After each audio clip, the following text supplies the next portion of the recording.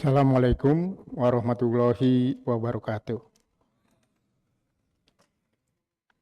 Bismillahirrahmanirrahim. Asyhadu an la ilaha illallah wa asyhadu anna Muhammadar Rasulullah. Qala Allahu ta'ala fil Qur'anil Karim, a'udzu billahi minasyaitonir rajim. Ya ayyuhalladzina amanu kutiba alaikumusiyam wa ma kutiba alal ladzina min qablikum la'allakum tattaqun. Jamaah Masjid Al-Aqsa yang berbahagia, izinkan saya untuk membacakan rangkaian hadis tentang keutamaan mendoakan saudara tanpa sepengetahuannya. Jika ada kesalahan dalam pengucapan, saya mohon maaf yang sebesar-besarnya.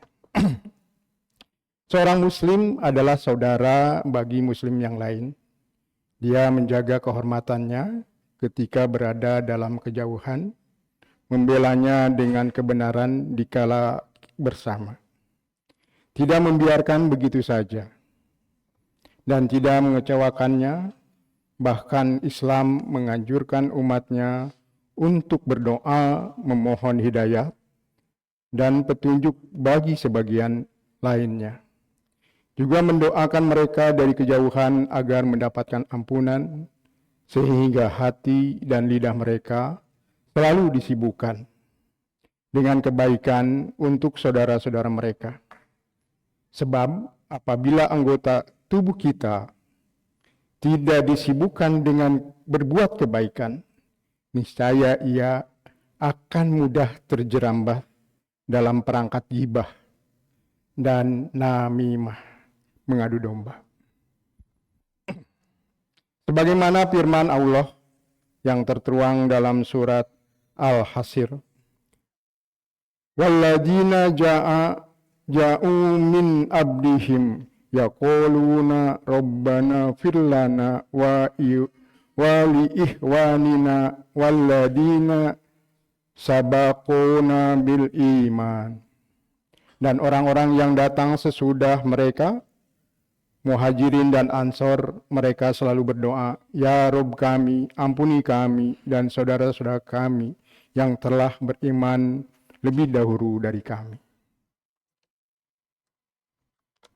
Ayat ini merupakan dalil wajibnya mencintai sahabat Nabi, mencintai sesama muslim. Dengan cara mencintai mereka adalah memohon ampunkan bagi mereka dan menjaga lisan untuk tidak mengomentari atas apa-apa yang pernah terjadi di antara mereka. Dan cara itulah kiranya hati dapat saling terpaut dan mencintai. Ayat ini menunjukkan bahwa pemahaman kaum salafus salih menjadi hujah bagi orang-orang sesudahnya, sebab orang yang sesudah mereka diperintahkan untuk mengikuti mereka. Sebagaimana firman Allah, wastagfir lidanubika walil mu'minina wal mu'minati, dan mohonkanlah ampun atas dosa dan atas dosa orang mukmin, baik laki-laki maupun perempuan. Rasulullah senantiasa beristighfar. Istighfarnya Rasulullah mempunyai pengertian bahwa istighfar beliau tidak memenuhi kewajiban kepada Allah sebagaimana dihendakinya.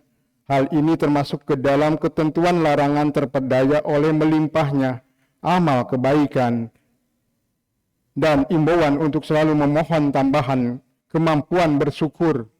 Pengertian ini diperkuat oleh sabda beliau dalam salah satu hadis, tidaklah aku pantas menjadi orang hamba yang tidak pandai bersyukur. Afala akunu abdan syakuro. Jadi Rasulullah sendiri yang dijamin oleh Allah senantiasa beristighfar, baik untuk dirinya maupun terhadap sesama manusia. Kedua, istighfar beliau supaya tidak terjerumus ke dalam perbuatan dosa.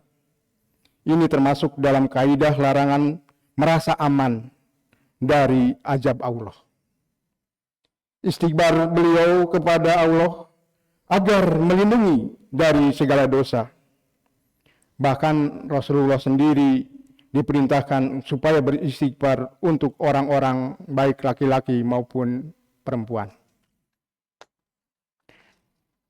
Dalam salah satu hadis yang disampaikan oleh Ashim Al-Ahwal dari Abdullah bin Sarij, dia berkata, "Aku pernah melihat Nabi pada saat aku makan roti dan daging bersama beliau."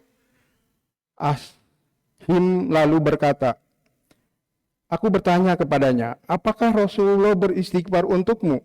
Abdullah lantas menjawab, "Ya, istighfar untuk diriku dan untukmu." Sesudah itu dia membacakan surat yang tadi dibacakan, dan mohonkanlah ampunan atas dosa orang-orang mukmin baik laki-laki maupun perempuan. Perintah Allah kepada Rasulullah sama saja itu dengan perintah kepada kita. Allah mewajibkan setiap muslim beristighfar untuk dirinya maupun untuk seluruh umat Islam dan termasuk sahabat-sahabat. Pertanyaannya, bagaimana dengan kita? Adakah saudara-saudara kita, teman-teman kita, bahkan orang-orang yang pernah menjadi sahabat kita sebut dalam setiap doa? Karena itulah ciri orang yang kita cintai akan senantiasa disebut dalam setiap doa yang kita panjatkan. Kedua, ayat ini dalil anjuran memberi syafaat. Ya Rabban, ya Rabbi, ampuni aku dan kedua ibu bapakku dan semua orang-orang yang beriman pada hari diadakannya perhitungan kelak. Rabbana firli wali walidayya walil mu'minina yauma yaqumu hisab. Hadis 1494 dari Abu Darda. Tidaklah seorang muslim mendoakan saudaranya dengan tanpa sepengetahuannya, melainkan malaikat berkata, dan untukmu seperti itu juga. Jadi ketika kita berdosa, memohonkan ampun, memohonkan keselamatan terhadap sahabat-sahabat kita, sama saja dengan mendoakan diri kita sendiri, dan Allah akan menggantikan ganjaran dan balasan yang setimpal atas apa yang kita lakukan. Doa seorang muslim untuk saudaranya tanpa sepengetahuannya adalah mustajab. Di atas kepalanya ada malaikat yang ditugaskan Allah. Setiap kali dia berdoa kebaikan untuk saudaranya, malaikat yang ditugasi mendampinginya akan selalu mengucapkan, "Amin ya Allah, kabulkanlah untukmu seperti itu pula." Pertanyaan dasar dan pertanyaan yang harus kita tanyakan. Adakah nama saya selalu disebutkan di setiap doa-doa para bapak-bapak dan ibu-ibu yang dimuliakan Allah? Tolong panggil nama saya. Dan panggil nama saya ketika saya tidak ada dalam surganya nanti. Ya, demikian hadis yang disampaikan oleh Abu Darda yang disampaikan kepada kita. Hadis yang disampaikan Rasulullah yang sebagaimana diriwayatkan oleh Abu Darda. Jadi malaikat akan senantiasa mengabulkan setiap doa yang kita panjatkan dan selalu memberikan kabul oleh Allah kepada kita semuanya. Demikian, Assalamualaikum warahmatullahi wabarakatuh.